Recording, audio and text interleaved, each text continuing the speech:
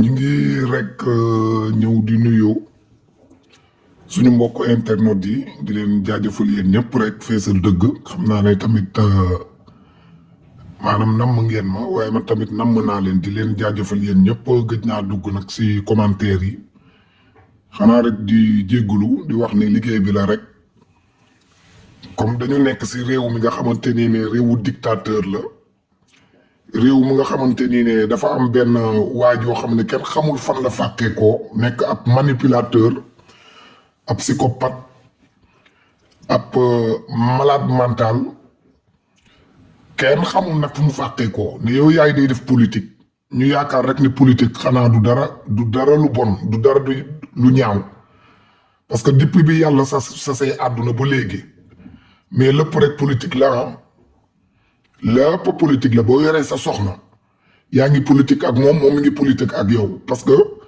léeg-léeg ngeen xaw a dëngoo ci defar dara kii ne lii laay def kii ne lee laay def nii lañ ko bëggee defee nangam ak nangam loolu yëpp rek si politique la bokk parce que ku ci nekk si yéen jëkkër ak jabar ku ci nekk rek la ngay ne moom nga bëgg a jooyanti li nga si jublu rek mooy lu baax mais ku ci nekk day jàpp ne bosam moom la gën a bëgg a yëkkati loolu mooy politique ci tënk.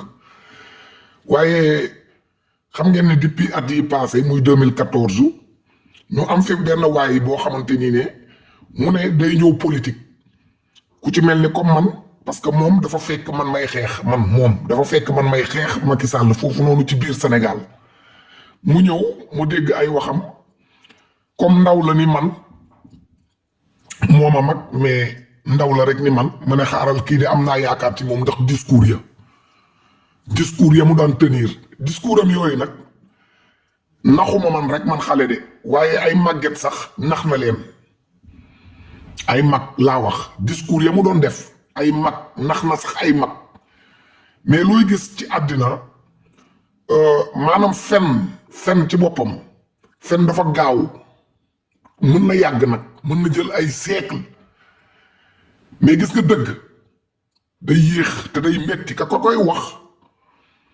kay wax dëgg boobu ku koy tenir di ko wax di dox ak moom di jëf ak moom dinañ ko mbugal façon bu mbugal bu nekk dina dem ba wéet dëgg moo mel noonu mais lu muy yàgg fen boobu am ay siècle day dem ba commencé di ruus di daanu comme garab bu dee xob ya di daanu mu ñëw nag di fekk si dëgg loolu mooy yàlla moo tax ma ne dëgg mooy yàlla dëgg mooy li am mooy li nga gis yow loolu mooy dëgg kooku muy kan muy benn nit bu cappaacoli mel ni ab ñebbe ci cin ni ko maire yi di waxee mel ni ab ñebbe ci cin buy bax di pax-paxi muy Ousmane Sonko yaakaar ne jay yi nga xamante nii ne la Thione Seck daan wax sénégalais mun na jay ganaar ba ganaar gi ne lay wax wala day jóg taxaw noonu la sénégalais di jaayee nit da lay jay léegi moom jay moo ko jàpp parce que koo xam ne rek da nga fàqee ko ci Sweet Beauté daan nëbb sa bopp nekk nit ku lëndam nga fàqee ko ci Sweet Beauté boo leen di xool sax Adji Sarr ci boppam moo may Ousmane Sonko maanaam rythme bu mu am nii boo leen di xool parce que ci affaire u Adji Sarr bi la ko nit ñi gën a mën en tout cas 2014 jàpp 2015 ba 2016 moo doon xeex ak Ousmane Sonko ñu bari xamuñu woon Ousmane Sonko mais affaire u Adji Sarr bi mu victimiser wu tollee kook tamit Macky Sall la ma fa nekkoon aussi tamit ak ña mu doon àndal tamit ci benn côté ñu ngi doon def leen neex mu profitoo ci loolu moom Ousmane Sonko mu profitoo ci loolu dina Macky Sall mi ngi sàcc xaalis Macky Sall mi ngi sàcc nangam xam nga day neex a gëm ci dëkk bu ndóol bu mel ni comme Sénégal dafay neex a gëm il faut aussi gars yi léeg-léeg ngeen du ñu comprendre daal man amoon nay temps bi ma doon topp Ousmane Sonko wallaahi ku ma waxoon ne ma Ousmane Sonko li muy wax nii maanaam du ma ne sax majeure partie bi du ma ko jox benn du ma réserver si doute lépp laa koy jox amul lenn bokk lu mu ci wax muy dëgg man jamono boobu ku ñëwoon ne ma Ousmane Sonko day parce que bàyyi naa ay nit ngir Ousmane Sonko boo leen di gis ma di ko live di saaga ndeyam saaga yu métti sax loolu moom moo tax parce que dama bàyyi ay nit ngir Ousmane Sonko man mii di wax moo tax je vais jamais arrêter de l'insulter Ousmane Sonko du ma ko bàyyi parce que coono bi ma daj ci moom yéen ñii di ma déglu xamoo leen ko te waa Pastef fii dugg fii di naan woon waa Macky Sall laa wallahi man duma leen tontu damay effacer ndeyu seen dégager ndeyu seen commentaire ngeen téegal seen ndey dem toogi ci tuunu Xadi Ngom man Ousmane Sonko laa amal problème te wallahi moom laa amal problème te danaa ko jëflanteeg moom ba mu saf Ousmane Sonko parce que duulis dafa yàgg duulu Ousmane Sonko yi dafa yàgg ça date trop de longtemps dafa yàgg et il doit s'arrêter parce que comme li ma la tàmm di la wax moomuloo Sénégal te waxuma la ko yow rek te su ma lay naan moomuloo Sénégal dafa ci sama biir bi lay jóge maanaam dafay métti sax su may wax nii ne yow moomuloo Sénégal maanaam ni may xëccee wax ji Ousmane Sonko yow mënuloo ko comprendre c'est parce que moomuloo Sénégal c'est parce que sénégalais du ñu nangu yow nga leen di dicter ab doomeram bu mel ne yow manipulateur nga leen di dicter li may wax foofu mbokk yi mooy Ousmane Sonko gis ngeen semaine bii passé réseaux sociaux yooyu xar na dem ngeen xooli ji vidéo ba mu doon di tuutil Bassirou Diomaye Faye président bi yéen ñëpp gis ngeen vidéo bi même ñi nga xam ne sax ànduñu ak Bassirou Diomaye Faye même ñi nga xamante ni ne sax dañu ànd ak Ousmane Sonko même ñi nga xamante ni sax voté luñu Bassirou Diomaye Faye affaire bi daf leen metti parce que lii comme li ma tàmm di wax défendre ñu le physique de Bassirou Diomaye Faye défendre ñu le physique de Macky Sall défendre ñu le physique de Léopold Senghor défendre ñu le physique de Abdoulaye Wade défendre ñu le physique de mu tudd sax Abdou Diouf nous on défend maanaam siis bi ka fay toog moom la ñuy défendre kenn walu ko tuutil man Macky Sall daan naa ko xeex mais man musuma bëgg ña xeex maanaam ku dul sénégalais di xeex Macky Sall wallahi su ma wane woon sama kanam ñi ma xam ci réseaux sociaux yi dinañ dugg ci commentaire yi wax leen ne leen kii lim leen di wax dëgg la akamaa dëggu ci li may xeex musuma bëgg ñag maanaam keneen ku dul sénégalais man sénégalais yi mun naa leen muñoon ñu saaga Macky Sall loolu garaawul c'est entre nous mais yeneen xeet ci yeneen dëkk ci yeneen région ñëw di saaga Macky Sall kooku musuma ko nangu parce que sama président la même bu ma ko voté lu même bu ma àndul ak moom sama président la man nationaliste la man sénégalais yëpp xeet yi nekk ci biir Sénégal yëpp laa bëgg man dama yaakaar ne sax ñun ñëpp ñoo bokk te loolu moo am ñun ñoo bokk kon nag ñun défendre ñu physique Bassirou Diomaye Faye déedéet fauteuil bi la ñuy défendre vidéo boobu képp ku ko gis am na ñu ma ne dañoo jooy ni ko Ousmane Sonko tuutilee ni ko Ousmane Sonko def ba ñag gi di ko wax international la vidéo boobu ñëpp la métti ma ne même ñu àndul ak Diomaye ak ñu àndul ak ñi ànd sax ak Ousmane Sonko sax daf leen a métti ni Ousmane Sonko tuutilee Diomaye ci biir réunion boobu ñu doon def mu nekk lu ñaaw lu musta am ci àdduna man waxuma Sénégal dama ne àdduna laa wax premier ministre nga mel ni comme si yow gisuloo sa président nga mer ba sa kanam di tàq àdduna bi yépp di gis te da ngaa mer moo yow bu yàlla bindul nga nekk président ci àdduna yow yaakaar nga ne yow di nga ko nekk Ousmane Sonko lii la Ibou Ngom wax léegi ci Facebook bi nee na imbécile bu mel ni comme yow dem katu mbaaru kër caga bu mel ni comme yow du jiite Sénégal la république bu tudd ndeyu Sénégal kooku doo ko jiite non seulement tu mens tu es un menteur manipulateur et psychopathe Ousmane Sonko tu es un manipulateur menteur tu es psychopathe tu es malade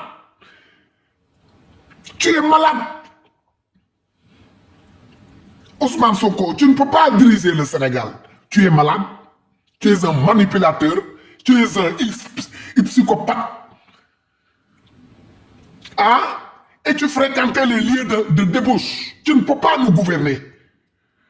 Le sweet beauté en anglais, sweet, ce qui signifie en français, c'est quelque chose qui est bon. S'asseoir une femme belle, une femme, ou bien une tchéboudienne, ou une, je ne sais pas, quelque chose qui est bon, quoi, qui est sweet, qui est bon, comme une miel. Beautiful, ça signifie belle, beautiful, belle. Beautiful, belle. Chez nous, nos langues wolof, sweet, neex. Quelque chose qui est bon, neex. Rafet, beautiful, ça signifie rafet, belle.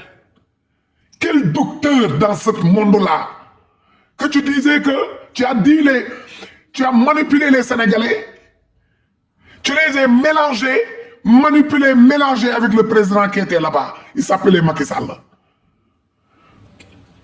Pour faire croire à les ignorants qui meurent de faim, qui n'ont pas de travail. Tu disais que Macky Sall vend notre pétrole. Macky Sall vole l'argent du Sénégal. Et toi, tu t'es réveillé le temps de Covid-19. Tu as resté chez toi, tu as 2 femmes. Laissez tes 2 femmes, tes gardes-corps, tes enfants. 2 femmes, Ousmane Sonko. À 9 h, tout l'État du monde, tout pays du monde, disait à leur, tout président du monde disait à leur population, vous ne devez pas sortir. Chacun reste chez eux. Parce qu'il y avait la maladie là, le Covid-19. Et comme toi tu es député, on t'a dit vous pouvez sortir. Parce que tu es élu par la population. Pourquoi on t'a dit que tu peux sortir parce que tu es député? C'est parce que quand la population a besoin de quelque chose, tu peux aller. Parce que tu es élu. Mais Ousmane Sonko, tout le monde reste chez eux. Même le président qui était là-bas, il s'appelait Macky Sall, était chez eux. En train de jouer avec ses enfants. Tout le monde. Toi, tu t'es caché. Tu t'es habillé. Tu as attendu jusqu'à 9 h 30. C'est ce que la femme a dit. La proxénète de Khady Ndiaye. Et toi-même, c'est ce que tu as dit. 9 h 30. Tu as laissé tes deux femmes, tes enfants et tes gardes-corps. Tu t'es caché. Tu as caché ton visage. Tu as mis une chemise, une jaquette et cassé ton visage. Et tu es allé sortir dehors, amener ton, comment ça s'appelle, ton clé de voiture. Tu es rentré dedans et tu es allé jusqu'au Sweet Beauté. Rafet neex, bon et belle. Et tu es rentré dedans, mais Khady Ndiaye, la proxénète, qui prenait les enfants les innocentes de 15 ans, de 16 ans, de 17 ans, et qui ne cherchait des hommes comme toi. Et tu es rentré dedans, parce que souvent, on dit souvent, quand tu viens, tu ne trouves pas la petite gamine, Adjira Abissar, quand tu ne le trouves pas, souvent, elle n'est pas là-bas, elle est absente. Tu faisais ça avec la proxénète. Parce que tu sais que la proxénète sait que tu es son client et tu le laisses quelque chose là-bas. Parce que son cabine de suite beauté là, de massage là, c'était pour ça, pour chercher de l'argent. Alors si elle ne trouve pas des petites filles, comme tu le chair fraîche que tu aimes, que tu as laissé tes 2 vieilles dames chez toi, et quand tu ne trouves pas Adjira Abissar, la pauvre Adjira Abissar, tu attaques la proxénète. C'est elle qui te faisait massage. Et après, c'est elle qui va faire la finition. Le finition ou la finition. Parce que c'est ça, Sweet Beauté. Il y a beaucoup de types de massages, et tu le sais. Parce que quand le juge Maham Diallo vous a demandé, Combien de fois vous êtes allé là-bas? Tu as dit que tu ne peux pas le compter. Tu es allé là-bas plusieurs fois. Toi, Ousmane Sonko, tu es allé là-bas plusieurs fois. Et comment tu peux nous dire que le président qui était là-bas, qui s'appelle Macky Sall, qui vous a comploté? Ça se voit que vous mentez. Ça se voit que vous mentez.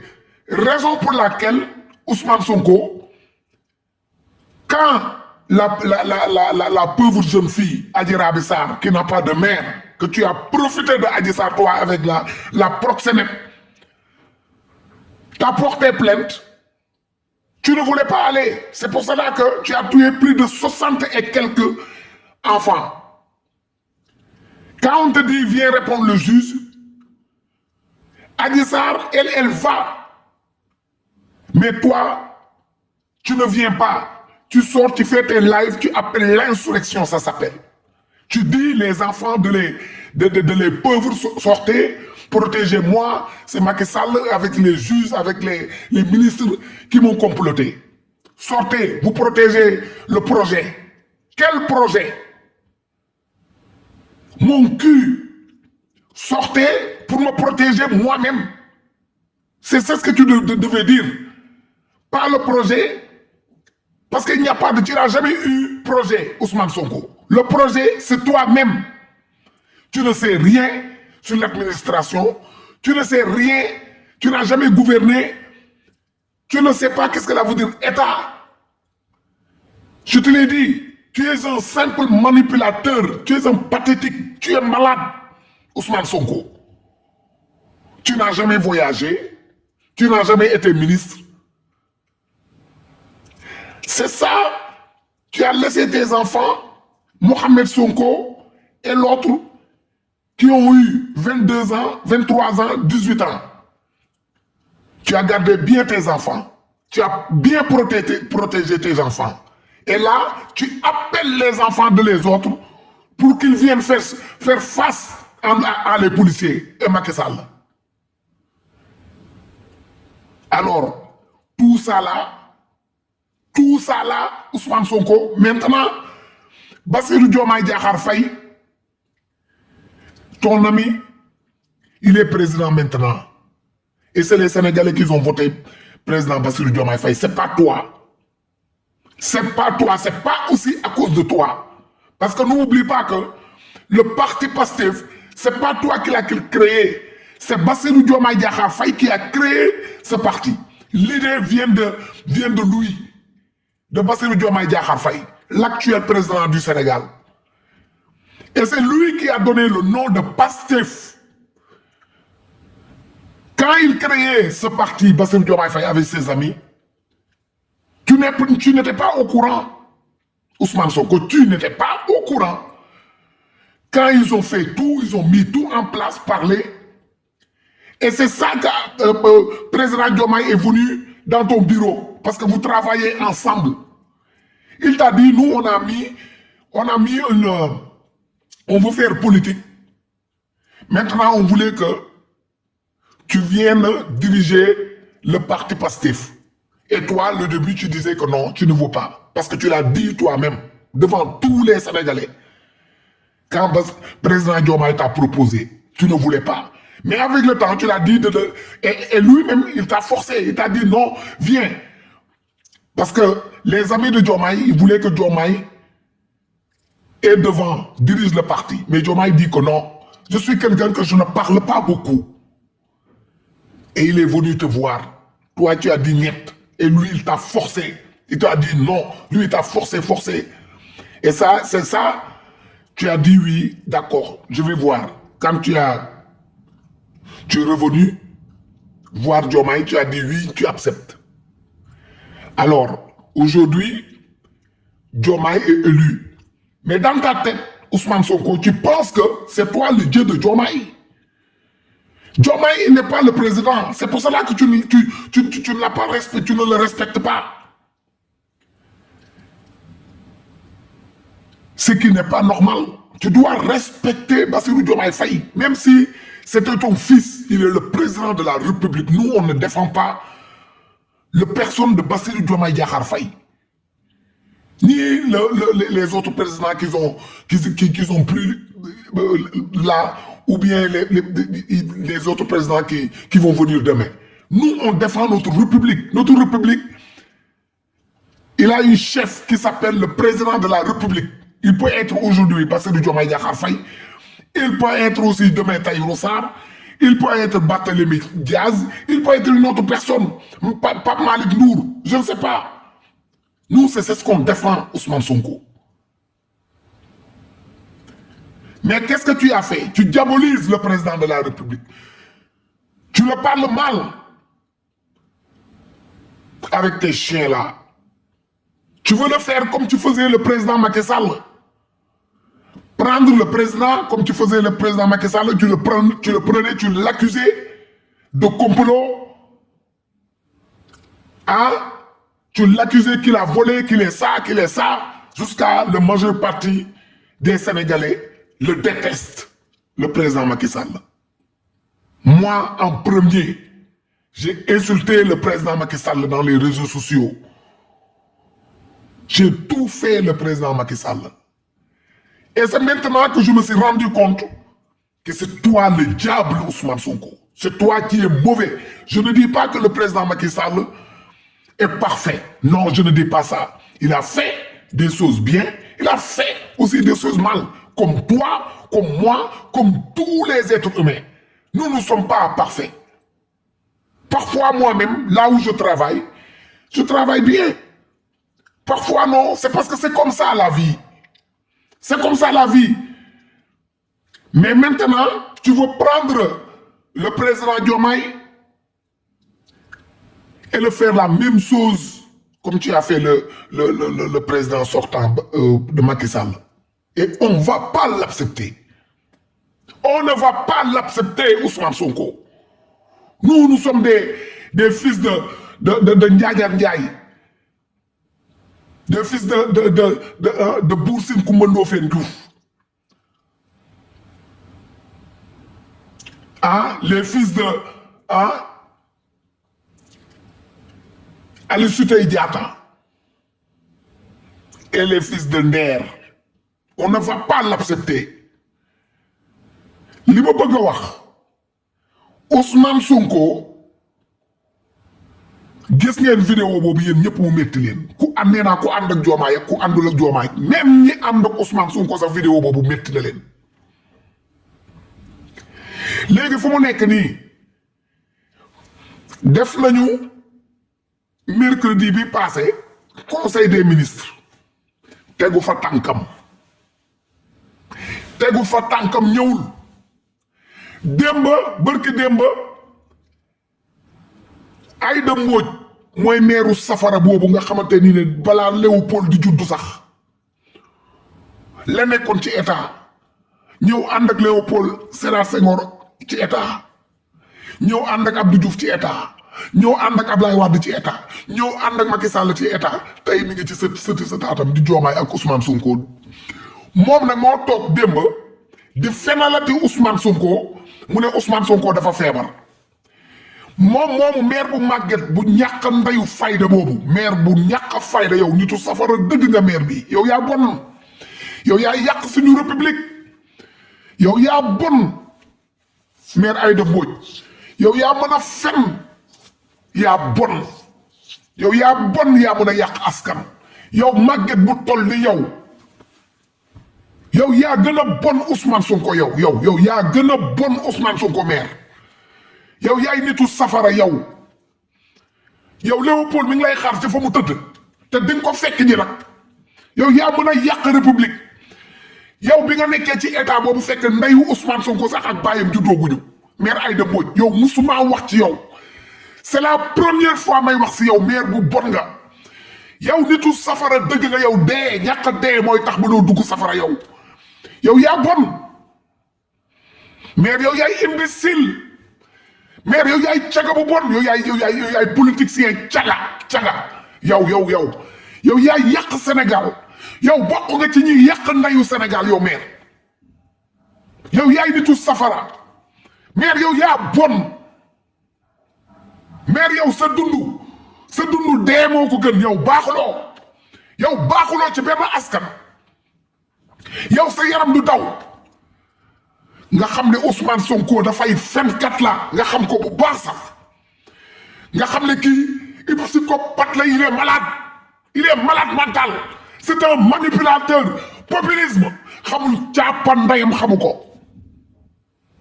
ngay toog di ko jàppale ci ay fenam yow yaa fenoon yow yaa puuboon maire fen yow da ngaa baax yow maire bugguma la saaga maire ku bon nga doome xaraam nga dégagé ci politique bi depuis Léopold Senghor. Ousmane Sonko sa sëtaat la du sa sët bi sa sëtaat la Bassirou Diomaye Faye di sa sëtaat 2022 ba ñu ne Ousmane Sonko dafa mu nga hôpital di feebar yow yàq ci dul dimbali nga génn di jooy yaa bon ne kat Ousmane Sonko tous dalu ko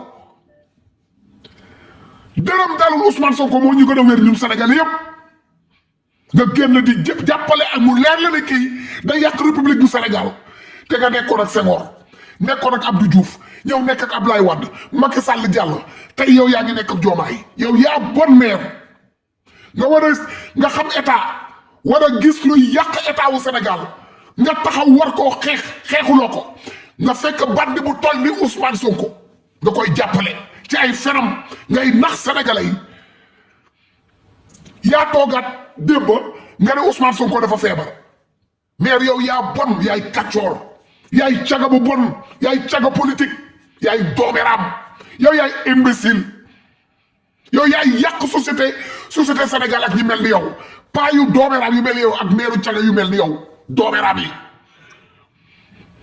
Ousmane Sonko moo katt ndeyam toog ca kii ba seba xutaan mu ne lay feebar lu ñu takkal ko ay gën nekkoon dërëm jotu ko nga génn fii di ci mbedd bi di jooy dinaa Ousmane Sonko mu ci diggante dund ak diggante dee même Ousmane Sonko moo génnoo ne la maire yaa dàq ko duul yow fenkat nga yaa dàq ko puub say tànk mu puub loola ci kanamu askan bi yépp ñu wedd la ne li nga doon wax du dëgg dama ko complot woon ak yow te pourtant sëriñu tijaan yooyu génn na fii ne Ousmane Sonko dara jotu ko waa Pastef fii di ko saaga nga tax ba waa Pastef parce que yaa tax parce que boo waxoon dëgg ni sëriñ boobu damay fàtte turam waa Pastef fii la ñu taxaw di ko saaga ndey te yow la ñu war a saaga sa ndey yow maire Aïda Mbodj yow yaay doomeraam waa Pastef fi taxaw di saaga sëriñ xoma nan si te la mu waxoon ndeke moo nekkoon dëgg ñu koy saaga moo tax yow ku katt sa ndey nga war a nangu maire bu katt ndeyam bii ndekete yow sëriñ si moo nekkoon ci dëgg yow yaa nekkoon ci fen yaa nekkoon ci safara Ousmane Sonko deful dara sa sër la tas ne maire bi duulkat la musuma feebar loolu la wax tey nag yow yaa ñëwaat ne Ousmane Sonko dafa feebar moo tax ñëwul ci conseil des ministres may xamal askanu Sénégal ne Ousmane Sonko dara jotu ko caapan ndayam jotu ko lëfal ndayam jotu ko Ousmane Sonko mi ngi ñëw léegi def point de presse Ousmane Sonko mi ngi ñëw léegi def point de presse foofu laa waroon a njëkk a génn Ousmane Sonko mi ngi ñëw léegi def point de presse nee na tey ci samedi bi la koy def mais ñi ngi lay xaar yow Ousmane Sonko fii maanaam ci république bii ma ne république bu Sénégal bii doo fi nekk président laa wax fii ànd la koo mënti àndal si àddina doo fi nekk président ñun ab caga nit koo xam ne dañ dem ci Sweet Beauté du nekk suñu président ñun fii dans ce pays là qui s'appelle le Sénégal le république du Sénégal nit ku salte ku mel ni yow du ñu jiite ñi ngi lay xaar la dina déglu li ngay wax te da nga wax ne nag da ngay kat sa dakat nday nga démissionné yow Ousmane Sonko da nga démissionné soo ubbee sa caapa nday li di wax rek ne damay démissionné laa wax nga dem ñu abrogé loi bi parce que nga war a dem tëdd ci kaso nga war a dem tëdd ci foofu mooy sa kër bu mujj foofu la ñun boo feebaree nga jàq feebar suñu gat nekku ci Farba Ngom mi nga jàpp ci biir kaso ñu ne Farba Ngom dafa feebar ba ay docteur la ñëw taxaw ba léegi bàyyi woo ko te yow yaa ko jàpp kenn jàpp ko doomeeraam ji yow mi war a tëdd kaso yow sa giiru dund nga war a tëdd kaso yow Ousmane Sonko foofu la ñuy yem ak yow nag ñi ngi lay xaar sa point de presse boobu ngay wax ñu def ñu kat ñu sa nday faale la toppatoo wuñ la ab da nga feebar da nga malas da nga am feebaru malade mental nga am sa bopp bi baaxul dof nga dof bu teg pi sa lëfal nday nga yow Ousmane Sonko ñu ngi lay xaar nag fexeel ba sa point de presse bi nee nga da ngay démissionné nga toj sa cottu ndey ñu abrogé loi bi ñu jël la jàppale yóbbu la nga wax ñu naka nga mën a def naka nga def ba rey lu plus de 80 et quelques doomu jàmbur yi loolu lañ lay foofu lañ lay xaar waaw mais maire yow ku téegal sa ndey nga yow maire xaw ma nan Adja Mbodj nga tudd xaw ma musuma c'est la première fois ma wax si yow parce que doome xaram nga jërë ngeen jëf